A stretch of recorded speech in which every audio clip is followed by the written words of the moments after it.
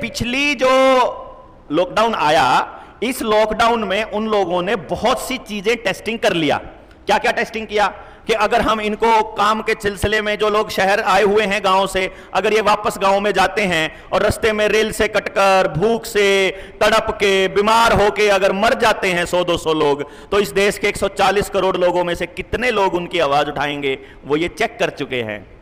वो ये भी चेक कर चुके हैं कि जब इनके गांव के अंदर घुसकर चौपाल में बैठे हुए लोगों को, इनके बुजुर्गों को पिछवाड़े पे डंडा ठोकते हैं तो कितने नौजवानों का खून खौलता है ना। वो ये भी चेक कर चुके हैं कि जिस टाइम लॉकडाउन में खाने को कुछ नहीं मिलेगा तो पुलिस वाले कैसे मालिक हो जाएंगे इस देश के, और वो डंडा लेकर के हमको खाना देंगे कि तुमको इतना ही मिलेगा, है ना। और कैसे हम लोग भिखारी की तरह अपना बैग और अपना झोला उठाकर चल पड़ेंगे कि हमको भी दे दो, हमको राशन दे दो, हमको राशन दे दो। वो सब टेस्टिंग कर चुके हैं कि इनके पेट को एक बार पकड़ो, ये सब अपने आप काबू हो जाएंगे।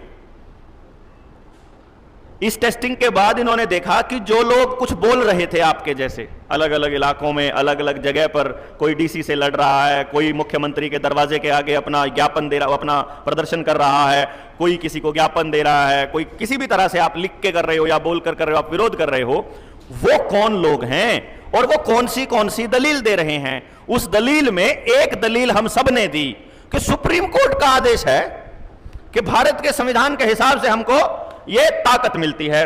तो उन्होंने अगली बार इसका इलाज ढूंढा कि यार ये भारत वाले लोग ना सुप्रीम कोर्ट पे बड़ा भरोसा करते हैं और भारत के संविधान पर, कानून पर बड़ा भरोसा करते हैं। तो अगली बार एक काम करते हैं, इस देश के प्रधानमंत्री को ही बोलते हैं कि तेरे को अगर अगली बार 24 में सत्ता चाहिए तो पेंडेमिक ट्रीटी के ऊपर साइन करना पड़ेगा। पेंडेमिक ट्रीटी के ऊपर साइन करना पड़ेगा। पेंडेमिक ट्रीटी के बारे में कौन कौन लोग नहीं जानते हैं, नहीं जानते वाले, अरे आपको पेंडेमिक ट्रीटी का नहीं पता, ये पेंडेमिक ट्रीटी नहीं जानते। आती थी ना एक एडवर्टाइजमेंट, पंखे की ऐड आती थी ना। अब सुनिए पेंडेमिक ट्रीटी। WHO ने एक ट्रीटी बनाई है पूरी दुनिया के मुल्कों के लिए, और पूरी दुनिया की चुनी हुई सरकार, अब देख लो आपने चुनी कि नहीं चुनी, ये तो हमको नहीं पता, हम तो गुजरात का तो पता है हमको। अब की बार गुजरात में चुनाव हुए, हमने जिससे पूछा उसने ये कहा कि हमने तो वोट दिए नहीं, सरकार कैसे बन गई। किसी ने वोट नहीं दिया और सरकार बना गए। तो चलो अभी हमको भी आने वाले 19 में भी बहुत सी पब्लिक ऐसी थी कि हमने तो वोट नहीं दिया था पर फिर भी सरकार बन गई, चलो बन गई। अभी भी जिसकी सरकार महाराष्ट्र में चल रही है उसको तो वोट दिया ही नहीं था, है ना। जिसको वोट नहीं दिया था उसकी सरकार बन गई, कोई बात नहीं, चलो कोई ना। अभी वो ये कहते हैं कि उस देश की चुनी हुई सरकार हमारे पेंडेमिक ट्रीटी के ऊपर दस्तखत कर ले। पेंडेमिक ट्रीटी पे दस्तखत हो गया तो उसमें पहली लाइन लिखी हुई है कि पेंडेमिक ट्रीटी पर, जब पेंडेमिक घोषित करेगा WHO, उस टाइम पर उस देश का संविधान और कानून निरस्त हो जाएंगे, नल एंड वॉइड हो जाएंगे। ये पहली लाइन उसके अंदर लिखा हुआ, खूब अच्छी लाइन है।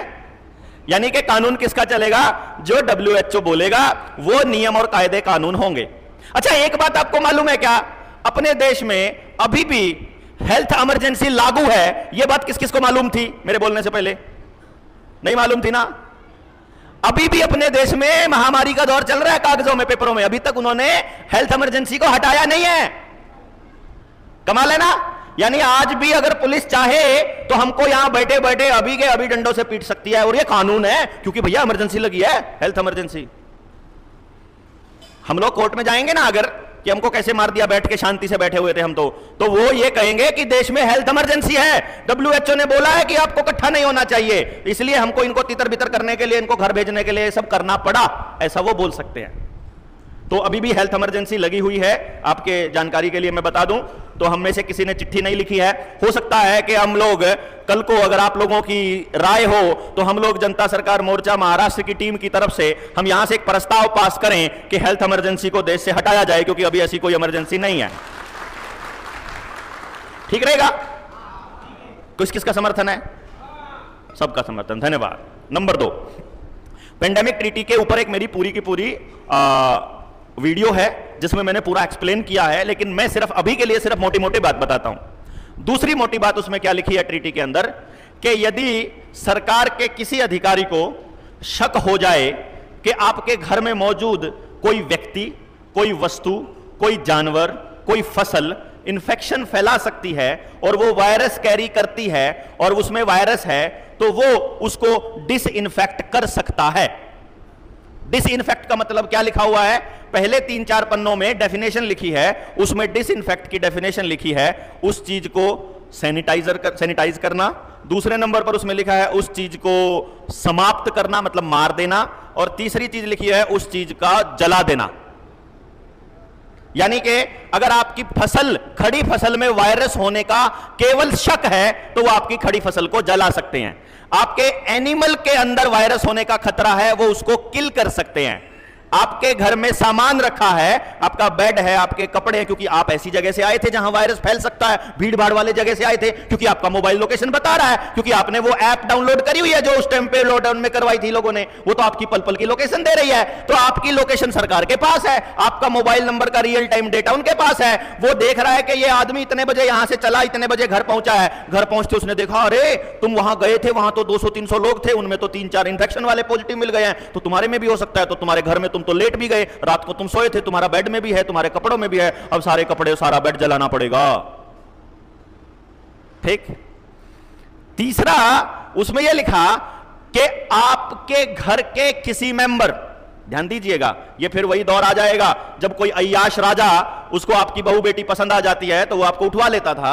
ऐसे ही, मतलब ऐसा उसमें नहीं लिखा हुआ कि अय्याश कोई अधिकारी होगा तो, लेकिन अधिकारी अय्याश हो सकता है, मुझे लगता है, वो आप समझदार हैं। लेकिन उसमें लिखा हुआ है कि यदि सरकार के अधिकारी को ऐसा शक हो जाता है कि आपके घर के किसी सदस्य को वायरस ने इन्फेक्ट किया है, तो वो उसको जबरदस्ती 14 दिन के लिए उठाकर ले जा सकता है और क्वारंटाइन कर सकता है। क्वारंटाइन के लिए अलग से जगह बनेगी, वो आपके घरों में क्वारंटाइन नहीं होएगा, अब की बार अलग डब्बे बनेंगे, जैसे चाइना के क्वारंटाइन के डब्बे आपने देखे होंगे ना आप लोगों में से? किस किसने देखे थे? इसका मतलब आपको मालूम है। अच्छा, इसमें एक और लाइन लिखी है कि आपकी मर्जी के बिना, क्योंकि ये पिछली बार हम लोग बच गए थे। पिछली बार उन्होंने बोला टेस्ट करवाओ, हमने कहा हम नहीं करवाते, हमारी मर्जी है। उन्होंने कहा ऐसे कैसे मर्जी है? हमने कहा ये हमारा संवैधानिक अधिकार है। लेकिन अब की बार उसमें लिखा है ट्रीटी में कि आपके संविधान ही नहीं है, तो संवैधानिक अधिकार कहां से हो गया? तो वो ये बोल रहे हैं कि अब की बार जब आपको इन्फेक्शन हो गया तो आपको जबरदस्ती टेस्टिंग वाली प्रोसीजर में डाला जा सकता है। हमने कहा टेस्टिंग में तो हम अपना डीएनए तो नहीं देंगे, जो नाक में डाल करके वो डीएनए लेते हैं ना अपना, वो जो हमारा खून लेते हैं उसमें डीएनए लेते हैं ना अपना, वो जो हमारा टेस्टिंग में जितना भी मटेरियल है वो सारा का सारा डीएनए मटेरियल है। तो वो कहते हैं टेस्ट नहीं कहते, तो कहते हैं भारत के अंदर नया कानून बन चुका है कि अब आपकी मर्जी के बिना आपका डीएनए जबरदस्ती लिया जा सकता है, जिसमें डीएनए प्रोफाइलिंग एक्ट बना था, याद होगा आपको, 2020 में बना, वो ऑलरेडी बन चुका है, उसकी भी वीडियो मैंने बनाई थी जब बना तभी। अब इसी कानून में, इसी ट्रीटी के अंदर अगली लाइन क्या लिखी हुई है? अब देखो, जबरदस्ती आपका घर जला सकते हैं, आपका कपड़े, आपके बेड, आपका फसल, आपका डंगर, आप खुद, आपका परिवार का आदमी, जबरदस्ती उसका टेस्ट कर सकते हैं, जबरदस्ती उसका कोई इलाज कर सकते हैं। यानी अगर आपके शरीर में कोई केमिकल, कोई इंजेक्शन देना है तो आपकी मर्जी के बिना जबरदस्ती दे सकते हैं, क्योंकि सरकार दलील देगी कि अब की बार केवल आपकी जान की फिक्र नहीं है, हमको दूसरों की जान की फिक्र है। आपसे ना दूसरों को खतरा है, आपसे आपको खतरा नहीं है।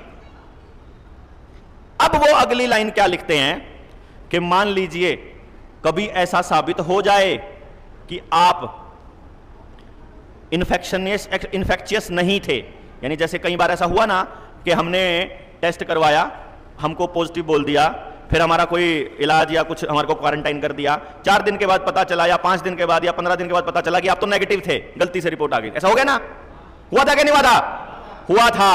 अब इसमें लिखा हुआ है कि अगर गलती से आपको उन्होंने पॉजिटिव डिक्लेयर कर दिया, लेकिन बाद में पता चलता है कि आपको अंदर वायरस नहीं था, और आप अब सरकार के उस अधिकारी से मुआवजा लेने के लिए या उसको दंडित करने के लिए, उसको सजा दिलवाने के लिए या इंसाफ के लिए अगर आप कोर्ट में जाते हैं, तो आपको कोर्ट में जाने का अधिकार नहीं है, क्योंकि उसने जो कुछ किया वो गुड फेथ में किया। ये लिखा हुआ है उसके अंदर, है ना कमाल की बात। और साथ में यह भी लिखा है कि बाय चांस अगर किसी को पता ना हो ये बात के पेंडेमिक ट्रीटी में लिखा हुआ है, तो बाय चांस अगर आप जज के पास चले भी जाओ और कोर्ट में भी चले जाओ, तो कोर्ट को यह केस लेने का अधिकार ही नहीं है। यानी आप तो अनपढ़ हो सकते हो, जज थोड़ी ना अनपढ़ है। जज 1 मिनट में कह देगा पेंडेमिक ट्रीटी में लिखा, भाई पेंडेमिक ट्रीटी चल रही है आजकल, WHO का राज चल रहा है, तो आपका कुछ नहीं है। आप यहां व्यवस्था परिवर्तन की लड़ाई के लिए अपने आप को तैयार कर रहे हैं और वो उधर से पेंडेमिक ट्रीटी के लिए प्रधानमंत्री को तैयार कर रहे हैं। यानी आपको दोनों मोर्चों पे लड़ाई लड़नी होगी। आपको अगली पीढ़ी को बचाने के लिए व्यवस्था बनाने पर भी लड़ाई लड़नी होगी और जो मौजूदा व्यवस्था में गलत हो रहा है उसके ऊपर भी लड़ाई लड़नी पड़ेगी।